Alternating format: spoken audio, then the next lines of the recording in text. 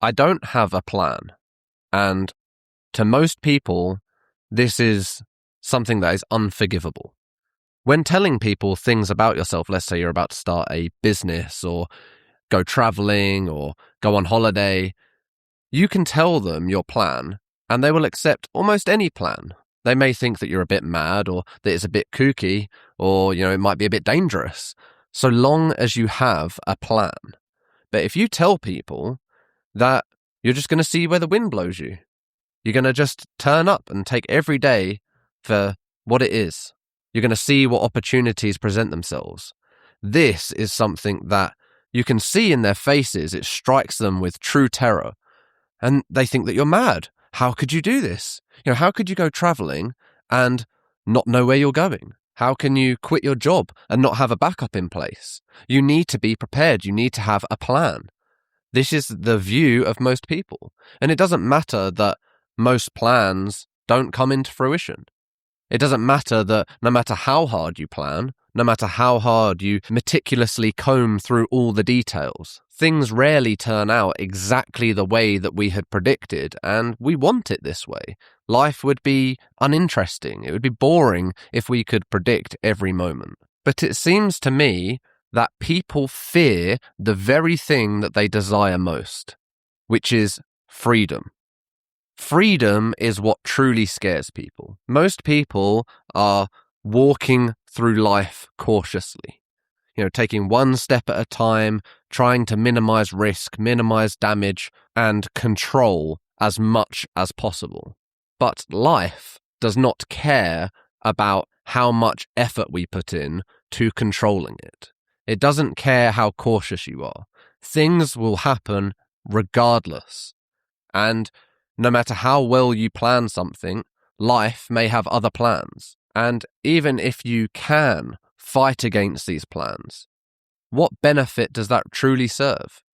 Maybe what you're fighting for is not actually in your best interests. That the path that you're on and trying to preserve is not actually meant for you.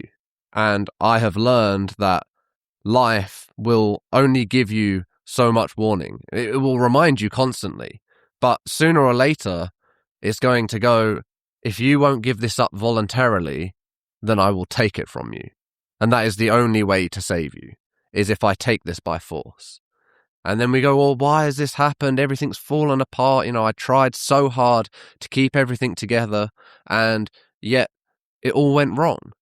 But the truth is, it was never meant to go right, and you putting all that effort in was only preserving the wrong thing.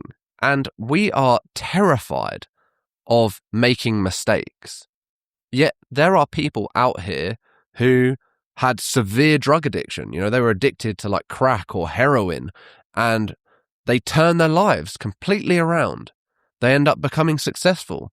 They end up becoming spiritual. They end up getting in touch with God. They end up becoming people that are admirable, that are respectable, that achieve remarkable things. And yet, most people so far away from that extreme, and yet they still think that if they make one little mistake, then it's irrecoverable, and they will never survive it. And you are both right and wrong at the same time, because you will not survive this. You will never make it out of life alive. You are going to die, and that is how every single person is going to end up. That part is predictable. And there is no way to circumvent that or avoid that. And you don't want to. That is the cycle of life. That is how it is meant to be. But this fear that you possess has paralyzed you into walking so carefully that you avoid all of the experience of life. And you may think that you are playing it safe, but all you are doing is guaranteeing a loss. You miss out on all of that amazing adventure, all of that life that you could live, and you accept something that is packaged and mundane. And what a terrible way to accept a risk. If you are going to risk, then you know that it could be good or could be bad. Why guarantee a negative outcome? But people don't do this because they are stupid. They're not doing something senseless. They're doing something that they think is the right choice. And the biggest blocker on everyone adopting this approach, living life and going out there and being adventurous and doing things and doing exactly what we want, is responsibility. Responsibility in some way is the blocker to freedom. That is the unavoidable blocker to freedom. That and fear. But if we put fear aside for now and stick to that legitimate reason that most people will use to justify why they're doing what they're doing and why they're choosing to do what they do, it is responsibility. They have people depending on them. They have a life that they've built. They've got friends and family and kids. And they delay it. They say, I will do things that I want to do, when the kids are older or when things calm down, when I have enough money. And you defer this freedom to this later date. And you think, okay, well, when I get here, then I'll start doing things that I want to do, or then I'll start living in a way that I want to live. But all the while they're doing that, this resentment and upset and depression and sorrow and grief is building within you, because you realize that your life is finite, that your time and energy is finite. Tomorrow may never come. There may never be an opportunity in the future. There may be something else, and typically there is always something else. There is always another problem to solve, or another responsibility to assume, or someone else who needs your help. And that isn't a bad thing. This isn't something that is terrible. It's not like responsibility is something that is awful. Responsibility can be beautiful. Responsibility means purpose and meaning in life. Only so much freedom is tolerable. We think we want this total freedom, but you probably can't even imagine total freedom. And it wouldn't make you happy. If you could just imagine yourself in a white box and there's nothing around, but you can do whatever you want, you would be bored. Or if there was no consequence to life, if there was no risk, then it wouldn't give us that thrill. It wouldn't feel like we were alive. Given enough freedom, sooner or later, you are going to want something meaningful. You are going to want to build something. You're going to want to create something. You're going to want to have an adventure or take a risk. Or you're going to long for community, for companionship, for friendship, for love, for relationship. Total freedom is lonely. Nobody depends on you, and you depend on nobody. But there isn't that relationship. To some degree, there is always going to be an element of responsibility in every relationship. It may be that you have to listen to something that you're not particularly interested in. It might be that you have to do something that you don't necessarily want to do. Because relationship has to involve two people. And two people are never going to be the same. They're never going to have the exact same wants, needs, desires in every moment at every time. So there is always going to be an element of responsibility. And that's something amazing. It's something good. Responsibility is beautiful. But too much responsibility, or only responsibility, and that's where we begin to dull ourselves. We're just carrying a load for carrying its sake. We're just doing and doing and doing and not enjoying. We're just surviving. We're not living. Combine this with fear. Combine this with worry and anxiety, where you have responsibilities and you're scared about what will happen if you fall. If you're the one carrying the load, what happens if something happens to you? What happens if you need someone? And if you become over-responsible, then you feel paralyzed. You feel like you can do nothing, or there's no option for you to take risks, because if you take a risk and you go down, there's no one to catch you. You're the one that's responsible for all of this stuff. No one's going to save you. And this is why people settle for safety and comfort over that feeling of aliveness. They just slip into that routine where they go to work and then they come home, they watch TV and they go to sleep and then they live it on repeat. Because at least it's predictable. At least that responsibility is manageable and predictable. They know what they're getting themselves in for. And in this way, they can manage it in a way where maybe they carve out a little bit of time for themselves. Maybe they go on holiday once a year, or maybe they have time on a Tuesday evening to do something that they enjoy. Because fear turns responsibilities into chores. It becomes something that we don't want to do, but we do out of duty. And nobody likes to be on the receiving end of that. If you are the children of parents that are in this situation, or you are the benefactor of this person who is assuming this responsibility, then you're going to feel like a burden.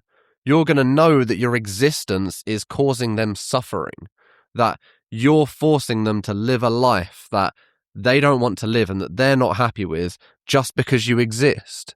And this isn't what you want them to think, but it's what they are going to feel if responsibility is everything. If you let fear paralyze you and teach you to avoid risk. But as we know, there is no avoiding risk. Risk will either happen to you or it will happen voluntarily. And that might mean that the voluntary risk you take is being miserable for the rest of your life, of never really living, of never really enjoying life, of always just going through the motions. And that is the risk that you have accepted. Or you can choose the bigger risk, to take gambles, to take real risk, to risk it all, to go out there and live and see how the things go, see how life unfolds in front of you, see what happens when you truly play the game, when you test the limits, where you go and do things that you've never experienced before, do things you never thought you would do. What happens if you accept those risks instead of the risk of comfort? Because children who are the number one justification of responsibility, that is going to be the number one blocker on people doing things what they want to do. They're going to say, I can't do this because I've got kids and I am responsible for them and their happiness and safety and comfort. That supersedes my need for enjoyment and fulfillment in life. But if you have kids, you're going to know that children copy what you do. They don't copy what you say. So is your life something that you want your children to mirror? Are you the example that you want to set for them? Would you want them to feel how you feel now? And if not, why not? Why are you not living in a way that you would want your children to be living? Why are you not enjoying life in the way that you want them to enjoy life? And that responsibility is showing them that. Your real responsibility, as well as keeping a roof over their head and food in their bellies, is showing them life, showing them how to live life, how to be in the world. And if being in the world is playing it safe for the sake of your kids, and then they do exactly the same thing, then all you have is a whole set of generations that are living miserably for each other. What does that benefit? What does that net? You want to be living in a way that shows your children how much life there is out there, how much there is to experience, to not be afraid of life, to not walk through life cautious and treading on eggshells, but to go out into the world and risk and experience and enjoy life, to make the most of it, to do amazing things, to try their very best, and to know that they are safe to do that, that it's okay to do that. And this is where freedom and responsibility meet, because it's all about balance. It may be that you have responsibilities, so it's not about being reckless or incautious, but it may be about taking calculated risks, of not doing something just for the sake of doing it, or being miserable, or being afraid, living life afraid, because what if something goes wrong? What if I can't do this? What if I can't do that? What if this bad thing happens? What if that bad thing happens? That is no example to set. But if that's what they see, then that's what they're going to mirror. And they will justify it for all the same reasons you justify it. The same reasons why you say, I can't do this, I can't do that. They will learn that that is the reason why they can't do this or they can't do that. And providing money may seem like your primary function, or providing shelter, or providing food. Something I would argue that is more important is teaching them and providing knowledge, providing a framework to enjoy life with, that they can go out in the world and truly live with. Because that's what you're showing your children, is how to live. And if they see that the way to live is to be cautious, is to be scared, is to fear, is to limit yourself or talk bad about yourself or not give yourself what you want and sacrifice everything for other people, this is what they are going to model. This is what they are going to do in their lives. And this isn't just for your children. This is for everyone that you have a relationship with. This is for your family and friends and colleagues, and everyone around you will be impacted by this. If you truly choose to live in a way that is authentic and relentlessly pursuing the experience of life, that is not fear-driven, it will touch everyone. You will be an example for everyone, because you can look around at probably everyone you know right now and think, well, I don't really know that many people like this. It may be one person like this that you know, but really it's few and far between. And if you listen to other people's opinions of them, it's normally very negative.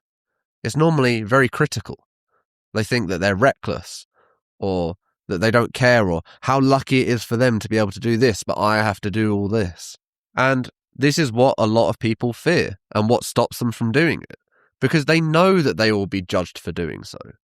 They know that it disrupts the comfort of others, so they will be critical and judgmental of it. They will talk bad about you. And they will. Why wouldn't they? Anything that disrupts their life model of feeling like this is how it has to be.